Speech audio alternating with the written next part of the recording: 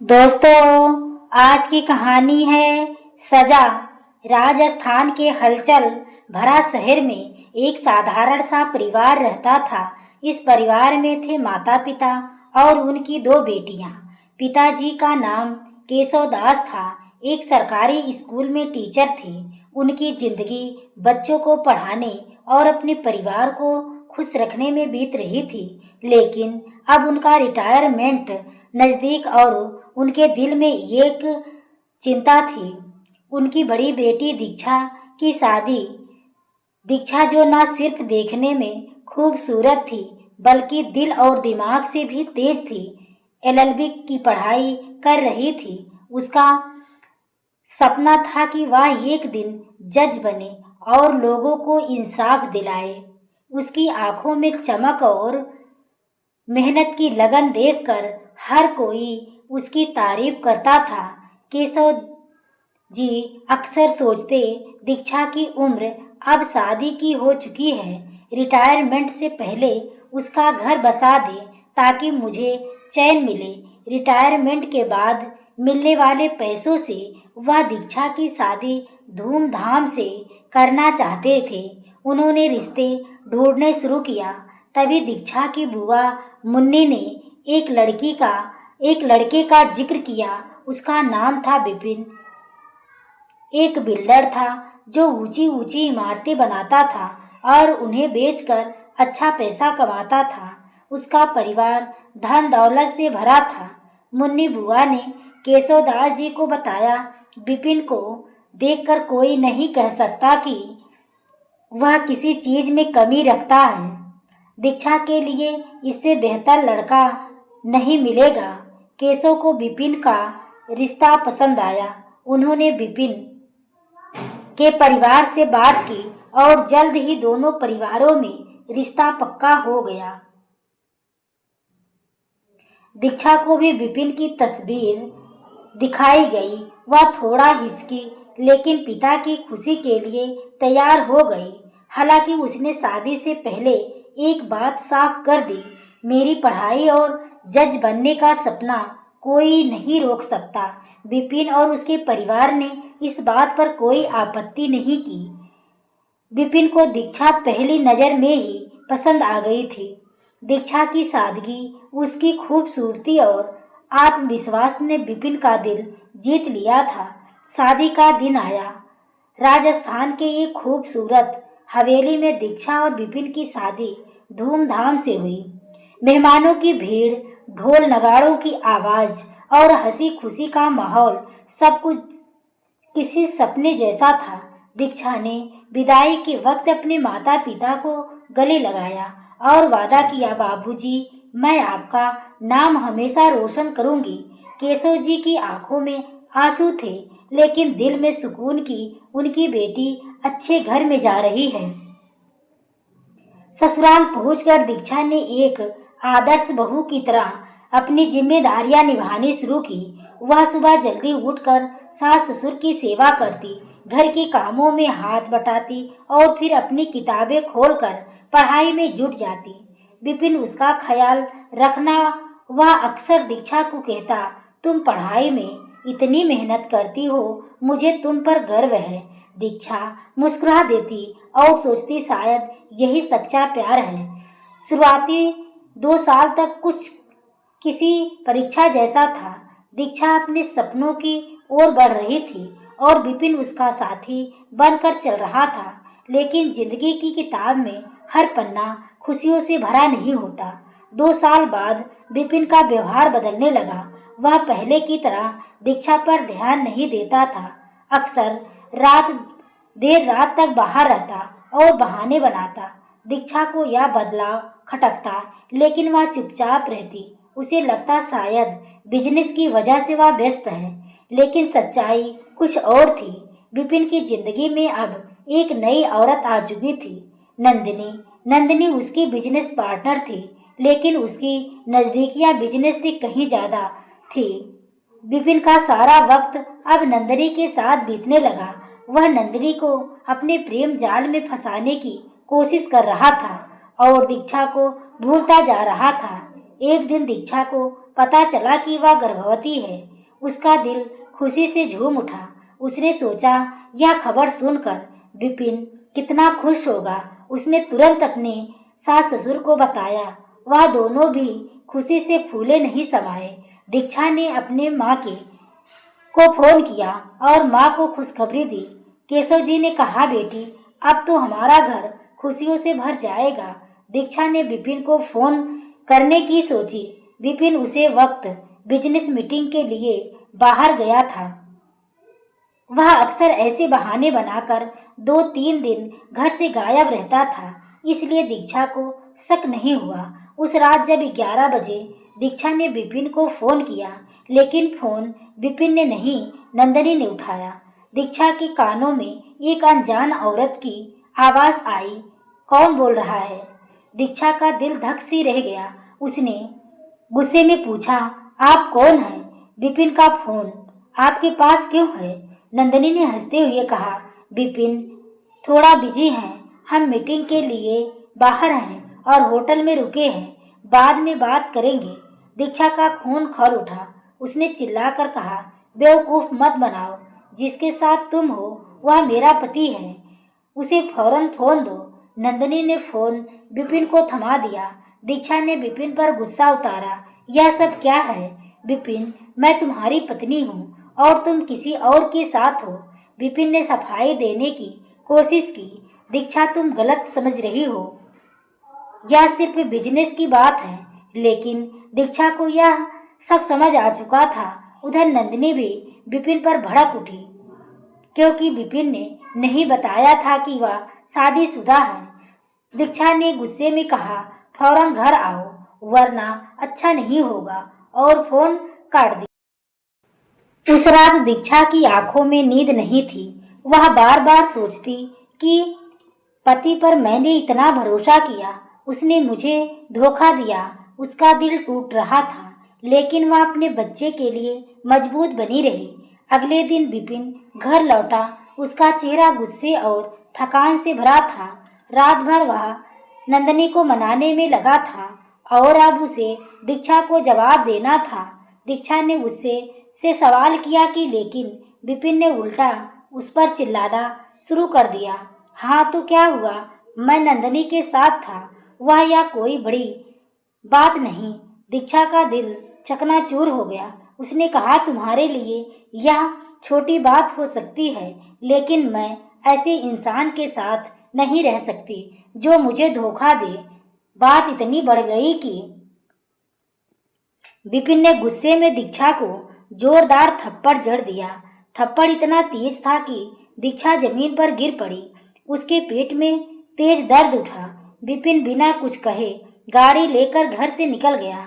दीक्षा के सास ससुर ने उसे तुरंत उठाया और अस्पताल ले गए। अस्पताल में डॉक्टर ने चेकअप के बाद जो खबर दी वह दीक्षा के लिए किसी पहाड़ टूटने से कम नहीं था।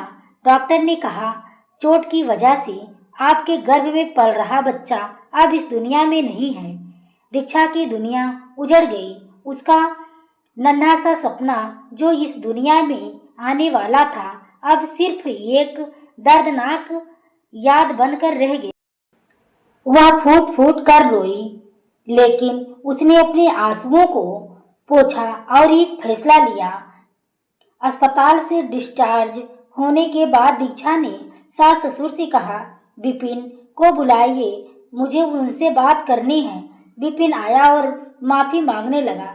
दीक्षा, मुझसे गलती हो गई, आगे से ऐसा नहीं होगा। लेकिन दीक्षा का भरोसा अब पूरी तरह टूट चुका था। उसने कहा, तुम्हारी गलती की वजह से मेरा बच्चा चला गया।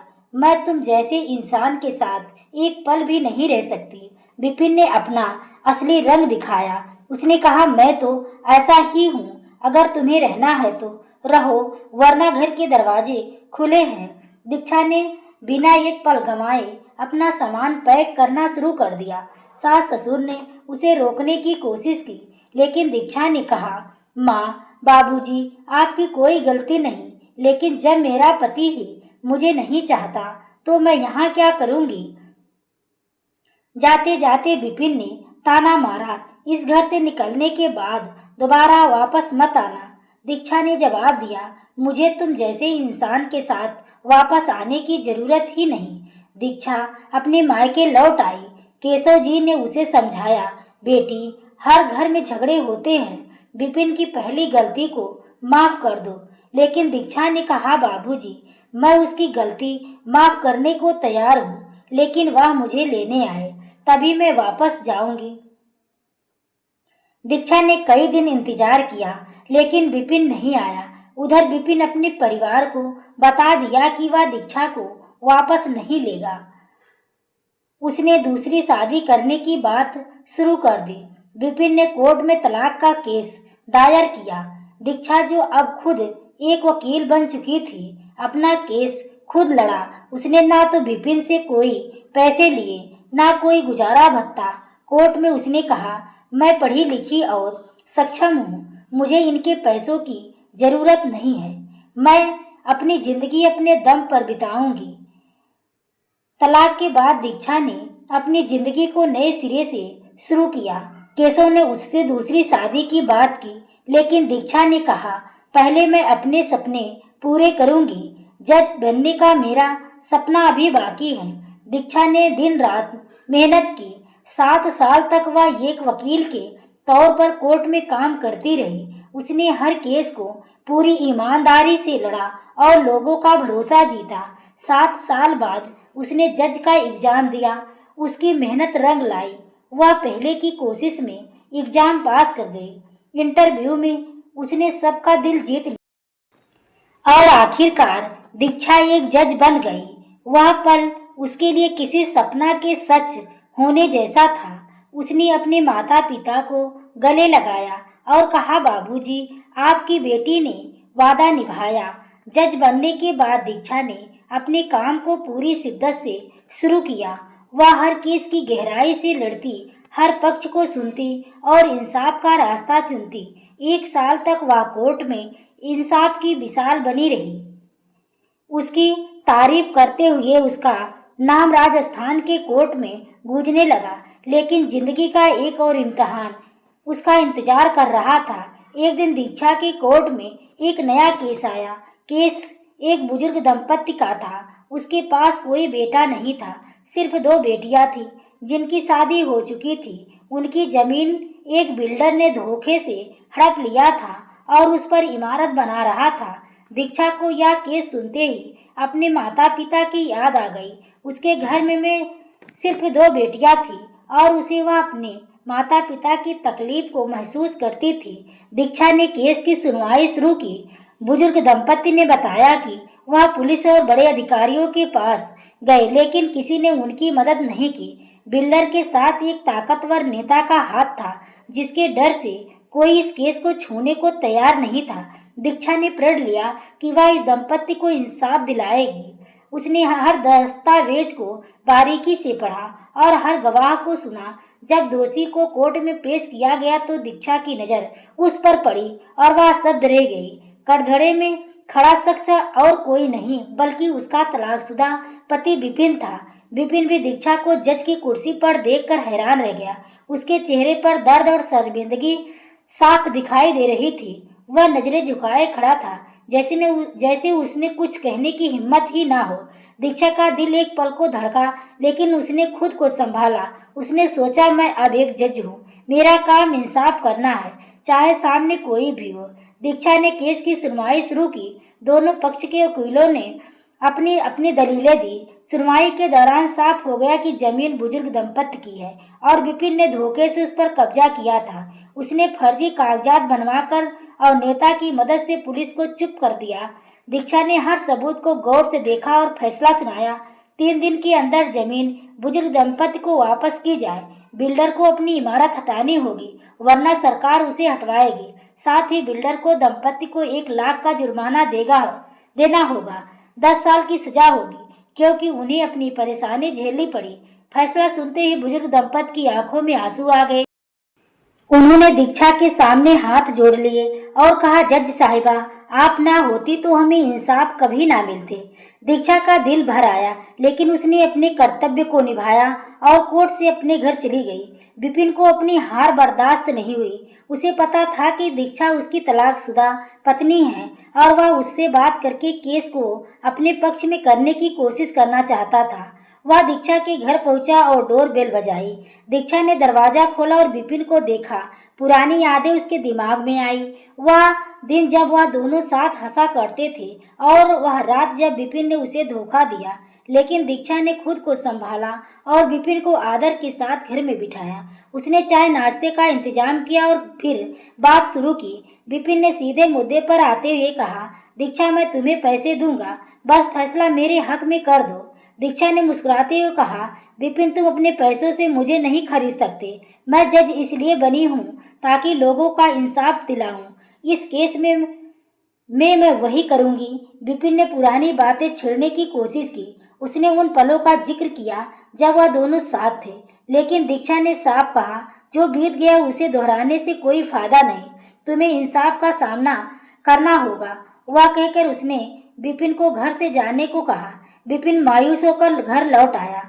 अगली तारीख पर कोर्ट में सभी लोग हाजिर हुए। दीक्षा ने पुलिस वालों से सवाल किया जिन्होंने नेता के दबाव में केस दर्ज नहीं किया था। उसने कहा, चाहे कितना भी ताकतवर हो, इंसाफ सबके लिए बराबर है। अगर नेता ने आपको लिखित में कोई आदेश दिया था तो उसे पेश करें, वरना इस केस के जिम्मेदार आप लोग भी हैं। दीक्षा ने अपना फैसला सुनाया और कोर्ट से चली गई। विपिन की यह हार हो चुकी थी। उसने आखिरी कोशिश की और दीक्षा के माता पिता के पास पहुंचा। उसने केशव जी से कहा, गुहार लगाई, आप दीक्षा को समझाइए, मैं उसे फिर से अपनाने को तैयार हूँ। लेकिन दीक्षा ने अपने पिता को पहले ही बता दिया था कि विपिन ऐसा कर सकता है। केशव ने विपिन को साफ मना कर दिया और कहा, तुम जैसे इंसान को हमारे घर में आने की जरूरत नहीं। उन्होंने विपिन को धक्के मारकर घर से निकाल दिया। जिस बेटी को विपिन ने धक्के मारकर अपने घर से निकाला था, आज इस बेटी के पिता ने विपिन को इस तरह बाहर किया। विपिन की जिंदगी अब पूरी तरह बिखर चुकी थी। दीक्षा के जाने के बाद उसने दूसरी शादी की थी, लेकिन उसकी दूसरी पत्नी भी वही गलतियां कर रही थी जो विपिन दीक्षा के साथ की थी। वह दूसरों के साथ अवैध रिश्ते रखती थी और विपिन को कोर्ट केस की धमकी देती थी। विपिन अब अकेले अपने कमरे में बैठकर रोता और सोचता, मैं दीक्षा के साथ बहुत गलत किया। अगर मैंने उसे धोखा ना दिया होता तो आज मेरी जिंदगी ऐसी ना होती। वह अपनी किस्मत को कोसता और पछतावे की आग में जलता। सोचता, ईश्वर ने मुझे बहुत बड़ी सजा दी है। इधर दीक्षा अपनी जिंदगी में आगे बढ़ रही थी। वह एक जज के तौर पर इंसाफ करती और लोगों का भरोसा जीतती। उसके पिता ने फिर से शादी की बात की। इस पर दीक्षा तैयार हो गई। उसने अपने बराबर का एक समझदार और नेक इंसान का चुनाव किया। उसकी शादी, उसकी जिंदगी खुशियों से भर गई। वह अपने पति के साथ हंसी खुशी जिंदगी बिताने लगी। उसका नया पति उसका सम्मान करता और उसके सपनों को पूरा करने में उसका साथ देता। दीक्षा की कहानी इस एक महिला की कहानी है जिसके उसके पति ने धोखा दिया, घर से निकाल दिया और उसका बच्चा छीन लिया, लेकिन उसने हार नहीं मानी। उसने अपने सपनों को सच किया और एक जज बनकर लोगों को इंसाफ दिलाया। और एक दिन इस कोर्ट में उसका तलाकशुदा पति इंसाफ मांगने आया। दीक्षा ने अपने कर्तव्य को चुना और सच को जीत दिलाई। विपिन की कहानी हमें सिखाती है कि धोखा और गलतियां इंसान को हमेशा पछतावे की आग में जलाती है, लेकिन दीक्षा की कहानी हमें बताती है कि जिंदगी में कितनी भी मुश्किलें आए, अपने सपनों और आत्मविश्वास को कभी नहीं छोड़ना चाहिए। दीक्षा आज भी अपने कोर्ट में इंसाफ की मिसाल है और उसकी कहानी हर उस इंसान को प्रेरणा देती है जो मुश्किलों से हार मान लेता है। तो दोस्तों, आपको यह कहानी कैसी लगी, कमेंट में अपनी राय जरूर दें। कहानी अच्छी लगी हो तो वीडियो को लाइक शेयर सब्सक्राइब करें। आगे के नोटिफिकेशन के लिए बेल आइकन को जरूर प्रेस करें। पूरी कहानी को सुनने के लिए आपको तहे दिल से धन्यवाद।